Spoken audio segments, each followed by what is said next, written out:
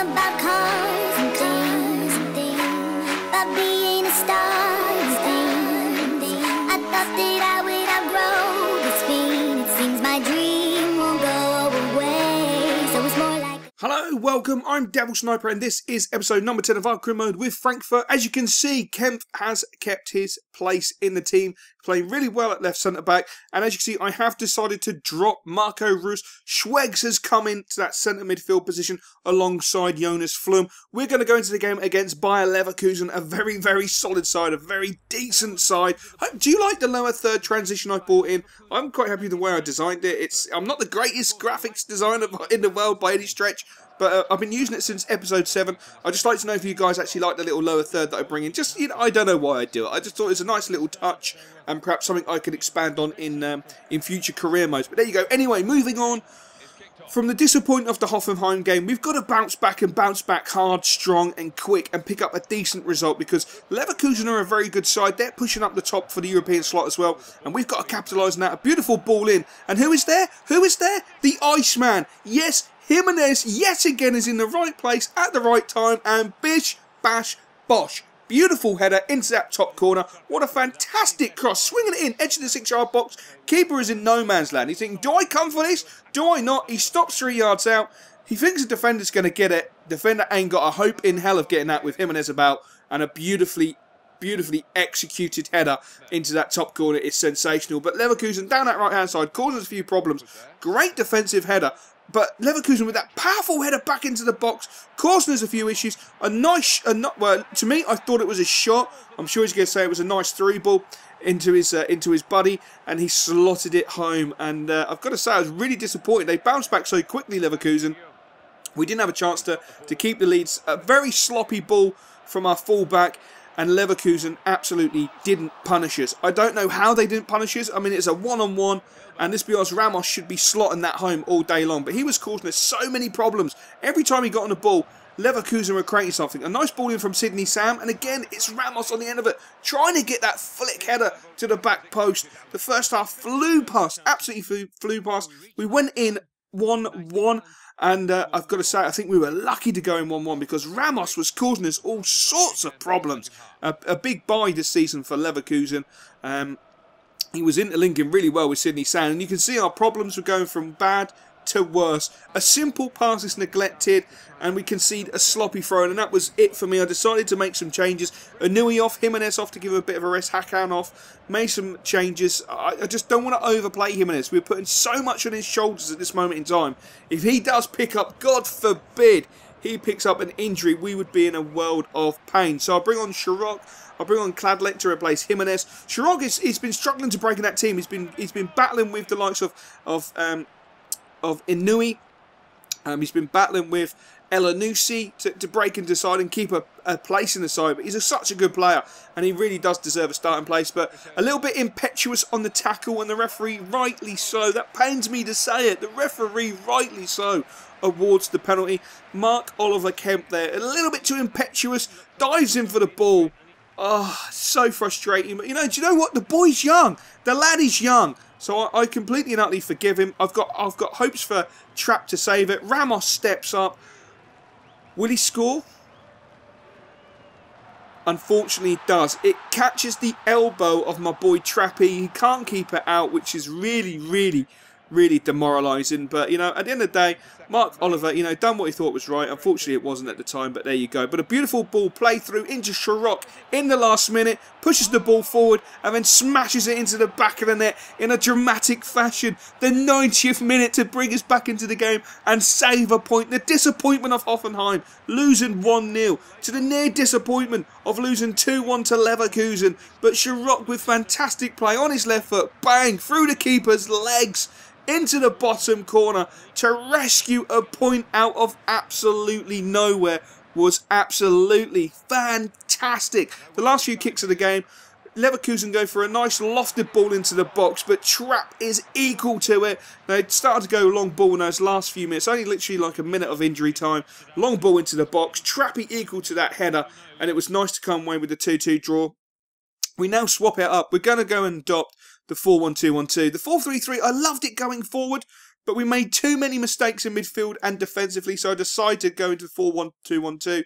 As you can see, Zambrano is not in the side at this moment in time. He's out of the side at the moment. He's been well and truly firmly kept out of the side by a fantastic and in-form Mark Oliver Kemp.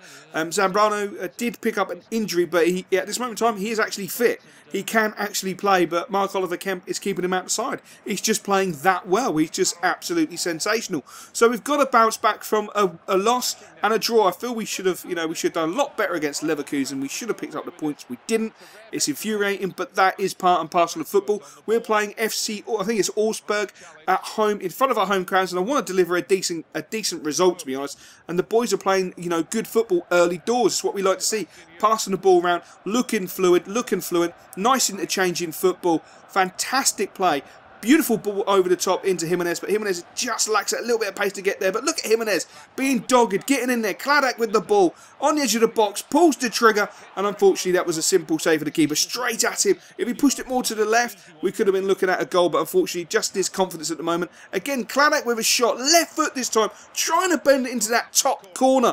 Really taking a nice risk there. That's what I want to see Kladak do more of. The half came to a close and it was 0-0. Not an exciting game by any stretch of the imagination. Augsburg came with a game plan of literally parking thy sausage in front of the goal. And they did. And they done it bloody well in that first half. We created very limited chances. I decided to make a couple of changes. Sebastian Jung had to go off. He unfortunately has got a bit of a knee injury. I'm not sure how bad it is at this moment in time. Flum also picked up a bit of an injury, and I was forced into using Russ, who I had on the bench.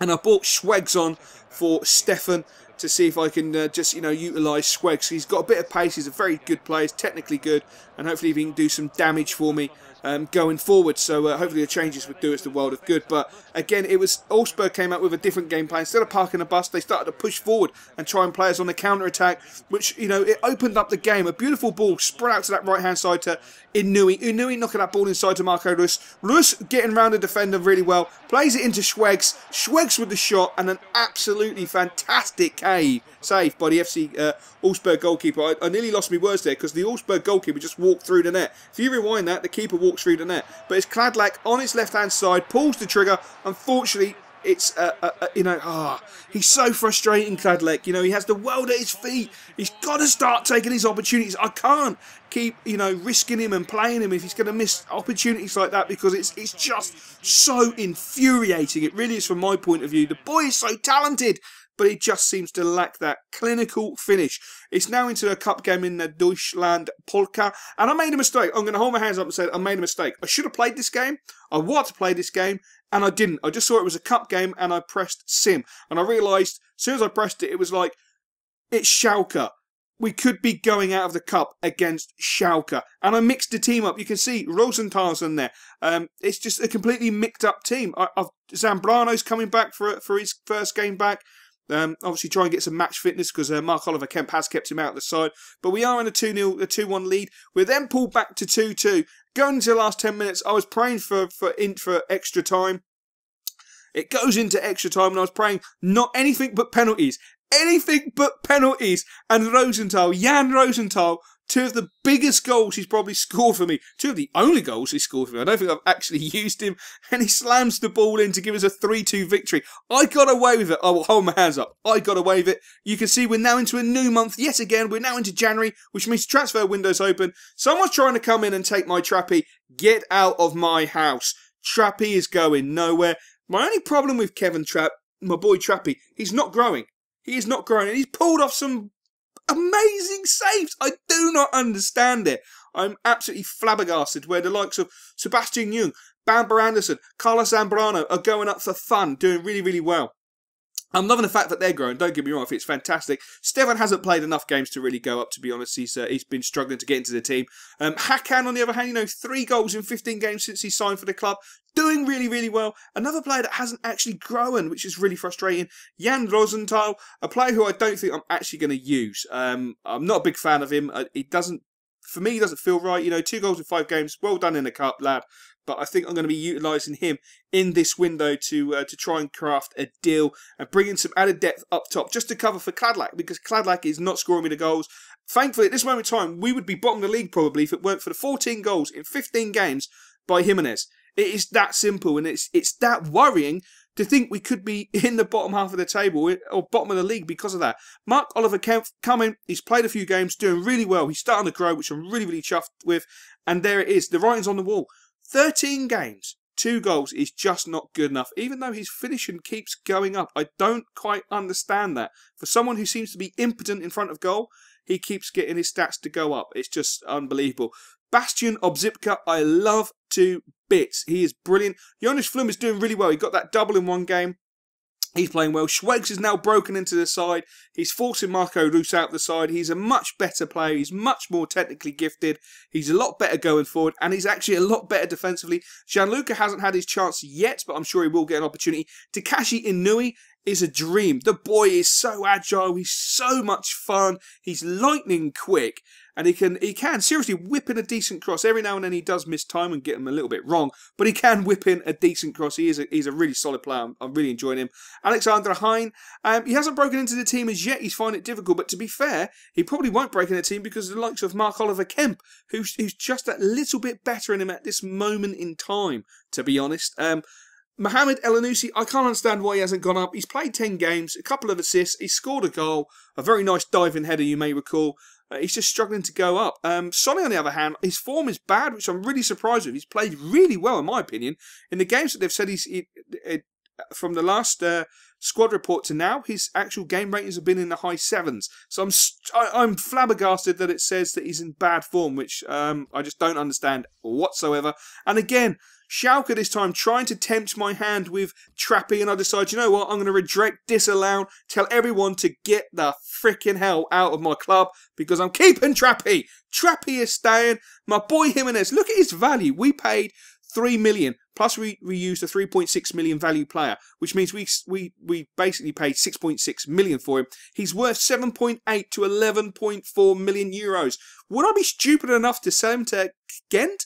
Would I be stupid enough to sell him? No, he's a goal-scoring animal. He is not going anywhere. He is a Frankfurt player for life. Hopefully you enjoyed this episode, guys. We'll get a crack on with the transfer window in the next episode. Catch you later. I used to dream about cars and things, about being a star.